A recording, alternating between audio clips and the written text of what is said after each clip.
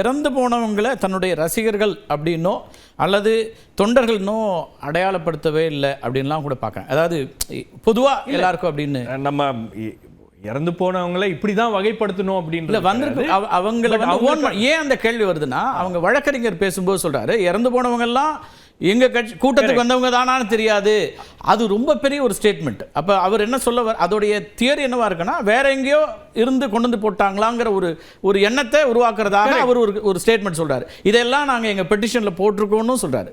அப்ப அந்த இடத்துல இருந்து இந்த கேள்வி வருது. அப்ப இது ஓன் பண்ணல. 41 பேர் எங்க ஆளுங்க இறந்துட்டாங்க, என்ன நம்பி வந்தவங்க என்னுடைய தொண்டர்கள், எனக்கான வந்தவர்கள் அப்படிங்கிறது அதுதான் அந்த ஸ்டேட்மெண்ட்ல அவர் ஒரு ஆஸ்பெக்ட் பத்தி மட்டும் தான் பேசியிருக்காரு. அதுல ஒரு கான்ஸ்பிரசி இருக்கு, எங்களுக்கு சந்தேகம் இருக்கு அப்படின்னாரு. அந்த சந்தேகத்தின் அடிப்படையில் தான் அவங்க நீதிமன்றத்துக்கும் போய் ஒரு இண்டிபெண்டன்ட் ப்ரோப் வேணும், சிபிஐ ப்ரோப் வேணும் அப்படின்னு கேட்குறாங்க. அப்போ இந்த இடத்துல அவருடைய ரியாக்ஷன் ஒரு ஆஸ்பெக்டை மட்டும் தான் பேசுது. இன்னொரு ஆஸ்பெக்ட் அங்க இறந்திருக்கிறவங்க யாரு, அவங்க நீங்க சொன்ன மாதிரி அவங்க எங்க கட்சிக்காரங்க, என்னுடைய ரசிகர்கள், என்ன பார்க்க குழந்தைகள் அவ்வளவு பேர் குழந்தைங்க வந்திருக்காங்க அப்படின்னும் போது இன்னும் கூடுதலாக அவர் பேசியிருக்க வேண்டும். அதை பேசுறதுல என்ன தயக்கம் அப்படின்னு தெரியல. அப்ப யார் அவரை கைட் பண்றாங்க, யார் ஆலோசனை கொடுக்குறாங்க? ஏன்னா உங்களுக்கு ஒரு முறை நீங்கள் ஒரு விஷயத்தை செய்யணும்னு எல்லாரும் எதிர்பார்க்கும் போது அதை செய்ய தவறிட்டீங்க. எங்கன்னா திருச்சியில பேசி இருந்திருக்கணும். ஏர்போர்ட்டுக்கு வந்த உடனே அவருக்கு தகவல் இருக்கு இல்லையா, 10 பேர் இறந்திருக்காங்க, 20 பேர் இறந்திருக்காங்க, 30 பேர் இறந்திருக்காங்க அப்படின்னு செய்திகள் வரும்போது ஒரு குறைந்தபட்ச ஒரு ரியாக்ஷனையாச்சும் கொடுத்துருக்கணும். அங்க அவர் தவறிட்டாரு.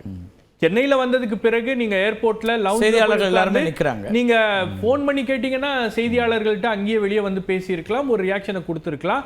நீங்க முதலமைச்சரை தொடர்பு கொண்டு பேசுவதற்கான வாய்ப்பு இருக்கு. ஏன்னா நடந்தது ஏதோ உங்க கூட்ட நிகழ்ச்சியில ஒரு பிரச்சனை அப்படின்றது கிடையாது. இது தமிழ்நாட்டுடைய மக்கள். அப்ப நான் முதலமைச்சர் அலுவலகத்தை தொடர்பு கொண்டிருக்கிறேன், நான் டிஜிபிட்ட பேசி இருக்கிறேன், எல்லா ஒத்துழைப்புகளையும் நான் கொடுத்திருக்கிறேன். டிஜிபி உள்ளிட்ட காவல் அதிகாரிகிட்ட பேசி இருக்கலாம். பேசினா அவங்க ரெஸ்பாண்ட் தான் பண்ணுவாங்க. ஏன்னா அவருடைய கூட்டத்துல நடந்திருக்கு அப்படின்னும் போது அந்த ஓனர்ஷிப்பை அவர் அங்க எடுத்திருக்கணும். அதை தவற விட்டுறார். இன்னைக்கு பேசும்போது அதை அந்த அம்சங்களை எல்லாம் உள்ளடக்கி அவருடைய பேச்சாக இருந்திருக்க வேண்டும். பட் அந்த பேச்சுல அந்த விஷயங்கள் அவர் கமிட் பண்ணல அப்படின்றது வருத்தம் அளிக்கிறது. அது ஒரு அரசியல் கட்சி தலைவராக அவர் செய்திருக்க வேண்டிய விஷயங்கள். அவர் அதை செய்ய தவறுகிறார் அப்படின்னும் போது அங்கதான் கேள்வி எழுகிறது, அவர் என்ன மனநிலையில அதை பண்றாரு.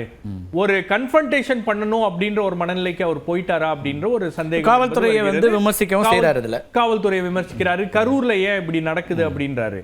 இப்போ இந்த ரெஸ்பான்சிபிலிட்டியை என்டையர்லி கவர்மெண்ட் மேல அவர் தள்ள பாக்குறாரு.